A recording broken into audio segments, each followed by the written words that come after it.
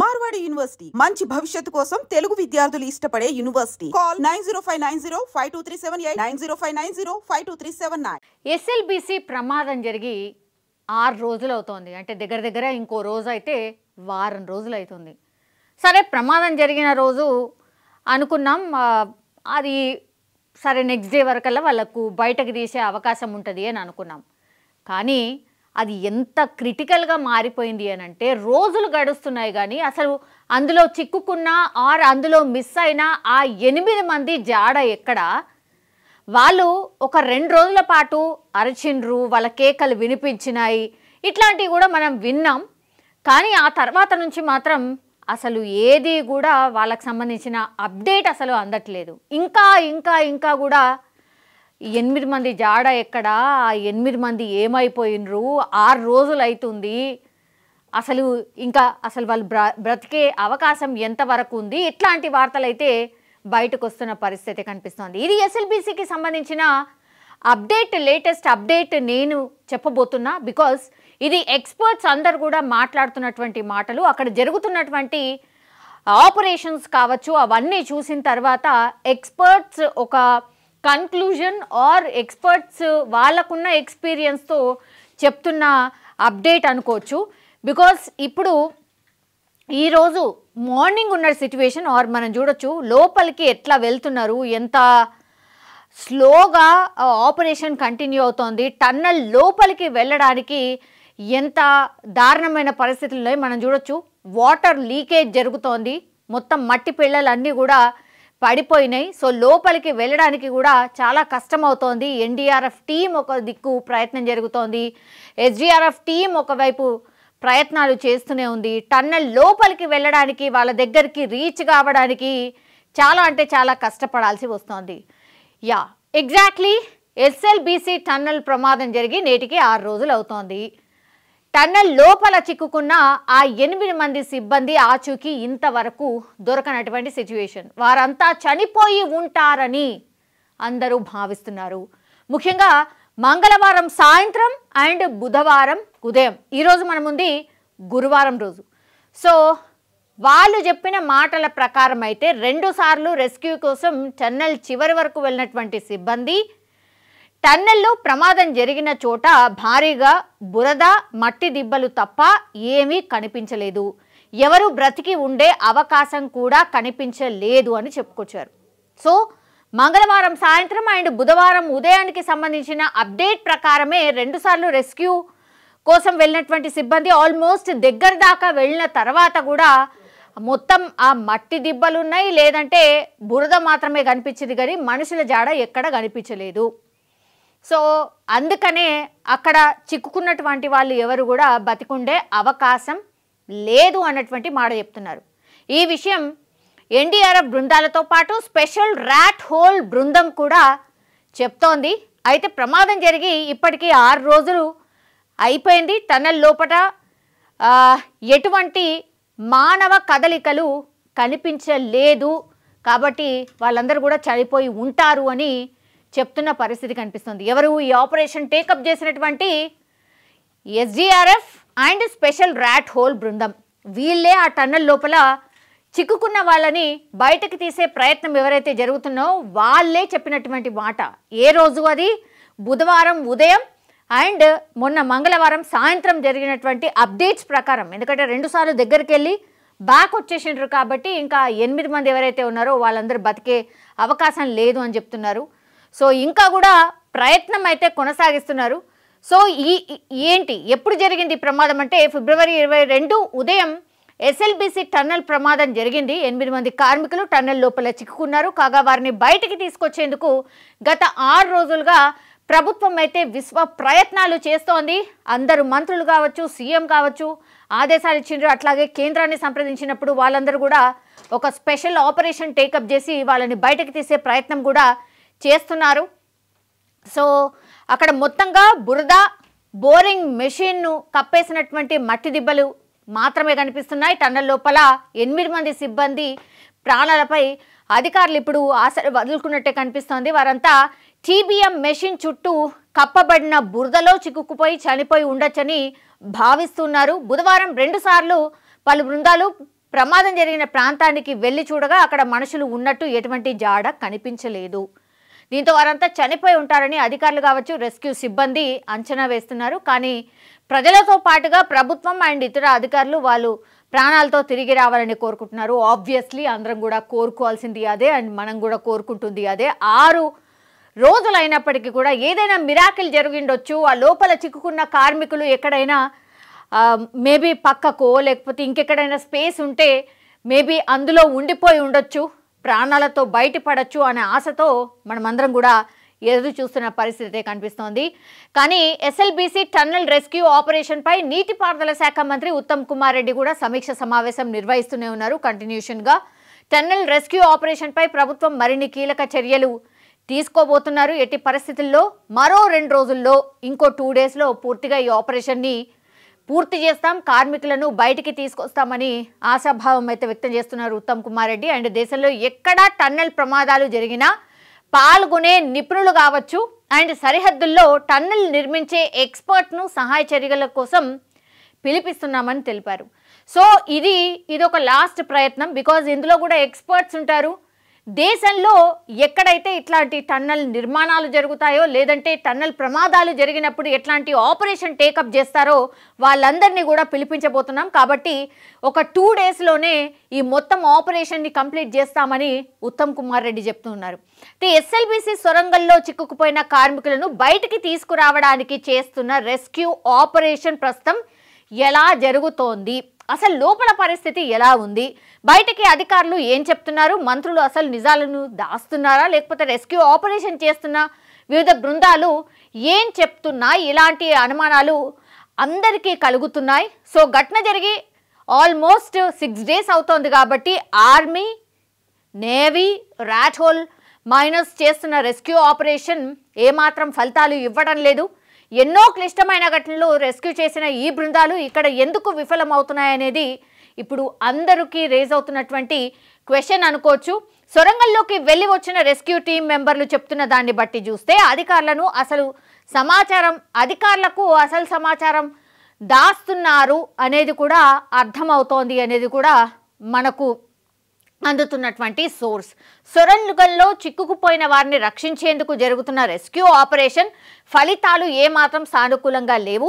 ఈ నేపథ్యంలో అసలు తదుపరి పరిణామాలు ఏంటి, సొరంగంలో ఎదురవుతున్న సాంకేతిక ఇబ్బందులు ఏంటి, రెస్క్యూ ఆపరేషన్ బృందాల పనితీరు ఎట్లా ఉంది, కొనసాగుతున్నటువంటి సహాయక చర్యలపై అధికార యంత్రాంగం, మంత్రులు చెప్తున్న విషయాల్లో వాస్తవాలను దాస్తున్నారా అనేటువంటి కూడా విమర్శలు వస్తూ ఉన్నాయి. మంత్రులు, అధికార యంత్రాంగం చెప్తున్నట్టుగా ప్రమాదం 14 కిలోమీటర్ల వద్ద జరిగింది, సుమారు 13.5 కిలోమీటర్ల దూరం వరకు వెళ్ళి వచ్చామన్న దాంట్లో వాస్తవం లేదని ఎస్ఎల్బీసీ సొరంగంతో పాటు ఇతర టెక్నికల్ పనులు చేస్తున్న కార్మికులు చెప్తున్నారు. 14 కిలోమీటర్ వద్ద ఈ ప్రమాదం జరిగిందని ఫస్ట్ డే నుంచి కూడా ఒక ఎస్టిమేషన్ ఉంది. అయితే మేము ఈ రెస్క్యూ ఆపరేషన్ చేస్తున్న బృందాలు ఏవైతే ఉన్నాయో మేము 13.5 కిలోమీటర్ల దూరం వరకు వెళ్ళొచ్చామంటున్నారు. జస్ట్ ఒక 500 మీటర్స్ దూరం మాత్రమే ఉంది. అయినా సరే ఈ 8 మంది ఎక్కడ చిక్కుని ఉంటారు, మరి అందరూ ఒకే చోట చిక్కుకుపోయి కనబడకుండా పోతున్నారా, ఇట్లాంటి క్వశ్చన్స్ చాలా ఉన్నాయి. అసలు 13.5 కిలోమీటర్ల వరకు వెళ్ళిండ్రా, ఎందుకని ఇట్లా 13.5 కిలోమీటర్ల దూరం వరకు వెళ్ళినా సరే మనుషుల జాడ ఎక్కడ కనిపించట్లేదు, మిస్ అయిన వాళ్ళ జాడ ఎక్కడ కనిపించట్లేదు అని ఎందుకు చెప్తున్నారు అనేది కూడా ఇప్పుడు ఒక పెద్ద క్వశ్చన్ రేజ్ అవుతోంది. ఈ పరిణామాలను బట్టి చూస్తే మంగళవారం సొరంగంలోకి వెళ్ళిన ర్యాట్ హోల్ మైనర్స్ నిపుణులు చేసిన హెచ్చరికలు వాస్తవమని స్పష్టమవుతోంది. తిరిగి బుధవారం కూడా ర్యాట్ హోల్ మైనర్స్ 2 వ్యక్తులు మరోసారి సొరంగంలోకి వెళ్ళినట్టు తెలుస్తోంది. వారు తిరిగి వచ్చిన తర్వాత మరోసారి మంత్రులు మీడియాతో మాట్లాడే అవకాశం ఉంది అనేది కూడా ఒక ప్రచారం అయితే జరుగుతోంది. ప్రత్యేక సాక్షి అసలు ఏం చెప్తున్నాడు అంటే లోపలికి వెళ్ళి వచ్చినటువంటి సాక్షి అసలు ఏం చెప్తున్నాడు అనేది చూద్దాం. ఎస్ఎల్బీసీ ప్రమాదం జరిగిన ప్రదేశానికి అతి సమీపంగా వెళ్ళి చూసి వచ్చిన బీహార్కు చెందినటువంటి అభిషేక్ అనే కార్మికుడు బుధవారం మాట్లాడిండ్రు. సొరంగంలో చాలా ఇబ్బందికర పరిస్థితులు ఉన్నాయి, ఇది వాస్తవం, మనకు అర్థమవుతోంది. బురద కాలు వేస్తే పీకల్ లోతు వరకు దిగబడే ప్రమాదం పొంచి ఉంది. అంటే బురదలో మనం కాలు వేస్తే ఆల్మోస్ట్ పీకల్లోతు అంటే ఇక్కడ వరకు పూర్తిగా బురదమయంగా మారిపోయింది. మనం అక్కడ కాలి వేస్తే టోటల్లీ మనిషి లోతంతా బురద ఉంది అక్కడ అనేది ఆయన చెప్తున్నటువంటి మాట. 12 కిలోమీటర్ల సమీపంలోనే కన్వర్టర్ బెల్ట్ డ్యామేజ్ అయింది. అంటే వీళ్ళు చెప్తున్నట్టుగా మేము 13.5 కిలోమీటర్ల వరకు వెళ్ళినాము అని ఏదైతే చెప్తున్నారో అది రాంగ్. ఇది 12 కిలోమీటర్ల సమీపంలోనే కన్వర్టర్ బెల్ట్ డ్యామేజ్ అయిపోయింది. దానికి ఇప్పటి వరకు మరమ్మతులు జరగలేదు. ఇక్కడ రెస్క్యూ చేస్తున్న ఎన్డీఆర్ఎఫ్, ఎస్డీఆర్ఎఫ్, ఆర్మీ, నేవీ తదితర రిస్క్ బృందాలు కేవలం 11 కిలోమీటర్ల వరకే వెళ్ళొస్తున్నాయి. ఇది యాక్చువల్లీ కరెక్ట్ పాయింట్ అనుకుంటా. నేను ఇంతకుముందు చెప్పినట్టుగా మేము 13.5 కిలోమీటర్ల వరకు వెళ్ళాం, 14 కిలోమీటర్ల దగ్గర ప్రమాదం జరిగిందని ఏదైతే చెప్తున్నారో యాక్చువల్లీ వీళ్ళు అసలు రీచ్ అయిందే 11 కిలోమీటర్ల వరకే అయి ఉంటుంది. డెఫినెట్లీ ప్రత్యక్ష సాక్షి చెప్తుంది నిజమే అయి ఉండొచ్చు. ఎందుకంటే 11 కిలోమీటర్లకు తర్వాత అసలు వెళ్ళే అవకాశమే లేదు. మనం ఆ సొరంగాన్ని చూసినా కూడా మనకు అర్థమవుతుంది పూర్తిగా బురద లేదంటే వాటర్ లీకేజ్ అవుతున్నాయి. అదంతా కూడా లోపలికి వెళ్ళే అవకాశం లేకుండానే ఉంది. వీళ్ళు వెళ్ళింది 11 కిలోమీటర్లే, కానీ మనకు చెప్తోంది, బయటకు చెప్తోంది మాత్రం 13.5 కిలోమీటర్లు అని ఎందుకు చెప్తున్నారు? తర్వాత పరిణామం మరింత తీవ్రతరంగా ఉండడంతో సాహసం చేసి ముందుకు వెళ్ళలేకపోతున్నారు. ఇది ఎగ్జాక్ట్ పాయింట్ అయ్యిండొచ్చు. డెఫినెట్లీ వాళ్ళు ముందటి వరకు వెళ్ళలేకపోయినరు. ఇది కరెక్ట్. పెద్ద మొత్తంలో పేరుకుపోయిన బురదను తొలగించాలంటే సుమారు 1 నెల పాటు సమయం పడుతుందట. అలా పేరుకుపోయిన బురద వాళ్ళు తొలగించాలంటేనే 1 నెల రోజులు పడుతుందట. సో ఇమాజిన్ చేసుకోండి ఎన్ని క్వింటాళ్ళు ఆర్ ఎంత పెద్ద మొత్తంలో బురద పేరుకుపోయింది అనేది దీన్ని బట్టే మనకు అర్థమవుతుంది. ప్రత్యక్ష సాక్షి చెప్తున్నటువంటి మాట ఇది. ప్రస్తుతం సొరంగంలోకి వెళ్ళిన రెస్క్యూ బృందాలు 11 కిలోమీటర్ల వరకు వెళ్ళి అక్కడ సెల్ఫీ ఫోటోలు తీసుకుని తిరిగి వెనక్కి వస్తున్నారు. ఇది వాస్తవమే అయ్యుండొచ్చు. మాలాగా సాహసం చేసి సొరంగంలో కుప్పకూలిన సమీప ప్రదేశానికి ఎవరు వెళ్ళడం లేదు. అనేక బృందాలు రంగంలోకి దిగినట్టు చెప్తున్నప్పటికీ వాస్తవాలకు భిన్నంగా ఉందని, ప్రజాధనం వృధా అవుతుందే తప్ప ఫలితం లేదని ఆయన ఆవేదన వ్యక్తం చేస్తున్నారు. ఎవరు? ప్రత్యక్ష సాక్షి లోపలికి వెళ్ళి వచ్చినటువంటి వ్యక్తి చెప్తున్నటువంటి మాటలు. నేను కూడా సొరంగంలోకి వెళ్ళాను, చాలా రిస్క్గా ఉంది. ఇంకో వ్యక్తి మాట్లాడుతున్నాను. నేను కూడా సొరంగ ప్రమాద సమీప స్థలానికి వెళ్ళొచ్చాను. సొరంగంలో చాలా రిస్క్తో బోత్ ముష్కిల్ హై, ప్రాబ్లం హై అని బీహార్కు చెందినటువంటి రెస్క్యూ టీమ్ మెంబర్ ఒకతను తెలిపాడు. ఆయన పేరు వచ్చి జార్ఖండ్కు చెందిన సుకర్ సాహు. జార్ఖండ్కు చెందిన కార్మికుడు సూపర్ సాహు మాట్లాడుతూ జేపీ కంపెనీ గత 5 నెలల క్రితం నుండి సొరంగంలో పనులు చేస్తున్నాడని తెలిపారు. సో ఉదయం 8 గంటలకు వెళ్ళి సాయంత్రం 5 గంటలకు సొరంగంలోని పనులు చేసి వస్తున్నారు. సో ఇతను ఎవరైతే టన్నెల్లో పనిచేస్తున్నాడో ఆయన రెస్పాన్స్ ఇది. జేపీ కంపెనీ యాజమాన్యం రోజుకి 500 నుంచి 600 రూపాయలు మాత్రమే కూలీ ఇస్తుందట. ఏంది గింత తక్కువ ఉంటుందా అసలు? టన్నెల్లో ప్రాణాలకు తెగించి ఇంతగానం చేస్తే వాళ్ళకి ఇచ్చేది ఏంటి? ఓన్లీ 500 రూపాయలేనా? అవి కూడా గత 3 నెలల నుంచి ఇవ్వడం లేదట. ఇస్తుందే 5 నుంచి 600. అట్లాంటిది 3 నెలల నుంచి అవి కూడా చక్కగా ఇస్తలేడట. ఈ తతంగం అంతా చూస్తుంటే ప్రభుత్వ యంత్రాంగం ఉన్నతాధికారులతో చేపడుతున్న సమీక్ష సలహాలు సూచనలు ఏమాత్రం ముందుకు వెళ్ళడం లేదు.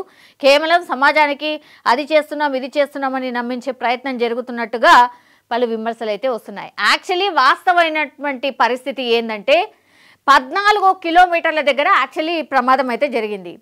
అయితే మేము 13.5 కిలోమీటర్ల వరకు వెళ్ళామని రెస్క్యూ ఆపరేషన్స్ చేపడుతున్నటువంటి టీమ్స్ అయితే చెప్తున్నాయి. కానీ వాస్తవంగా ఇది జరగలేదు. 11 కిలోమీటర్ల వరకే వెళ్ళే అవకాశం ఉంది. అక్కడ అంత పెద్ద ఎత్తున బురద వేరుకుపోయింది. ఒకవైపు ఇంకోవైపు ఏమో వాటర్ లీకేజ్ అవుతున్నాయి.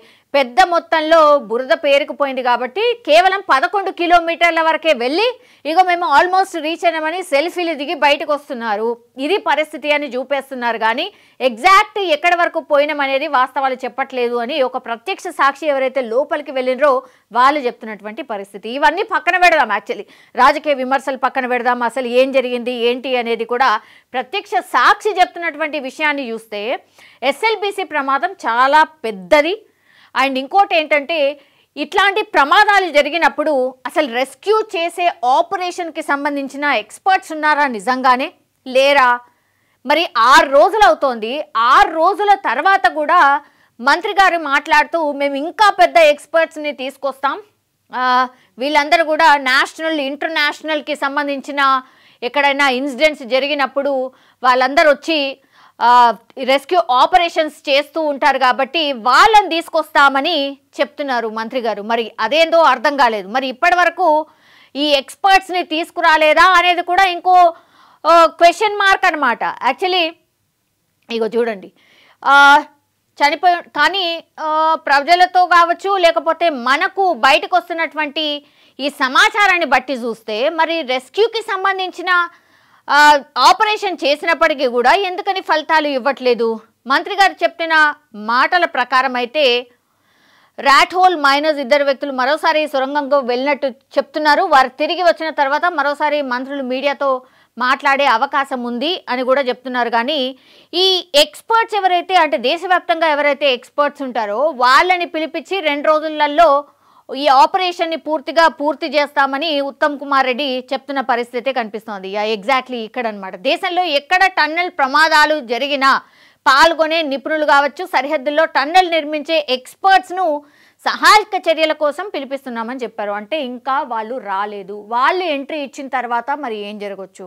ఇప్పటి వరకు కూడా ఈ ఎన్డీఆర్ఎఫ్ కావచ్చు, నేవీ కావచ్చు, ఇవన్నీ ద్వారా ట్రై చేసినప్పటికీ కూడా వీళ్ళెవరు ఇంకా బయటికి రాలేదు. కాబట్టి ఇంకా ఎక్స్పర్ట్స్ ఎవరైతే ఉన్నారో దేశంలో జరుగుతున్నటువంటి ఇట్లాంటి ఇన్సిడెంట్స్కి ఎవరైతే ఆపరేషన్ టేకప్ చేస్తూ ఉంటారో వాళ్ళను కూడా పిలిపిస్తాము. ఆ 2 రోజుల్లోనే వాళ్ళు వచ్చి ఆపరేషన్ని పూర్తిగా ఫినిష్ చేస్తారు అనేటువంటి మాట చెప్తున్నారు ఉత్తమ్ కుమార్ రెడ్డి. కానీ చాలా డౌట్స్ అయితే రేజ్ అవుతున్నాయి. అసలు ఎస్ఎల్బీసీకి సంబంధించి మరి ఆపరేషన్ టేకప్ చేస్తున్నటువంటి ఈ ఏవైతే బృందాలు ఉన్నాయో వాళ్ళు చెప్తుంది ఒకటి అండ్ ప్రభుత్వం ఇంకోటి కూడా ఇంకో విధంగా చెప్తోంది అనేటువంటి మాట వినిపిస్తోంది. చాలా విమర్శలు అయితే వస్తున్నాయి.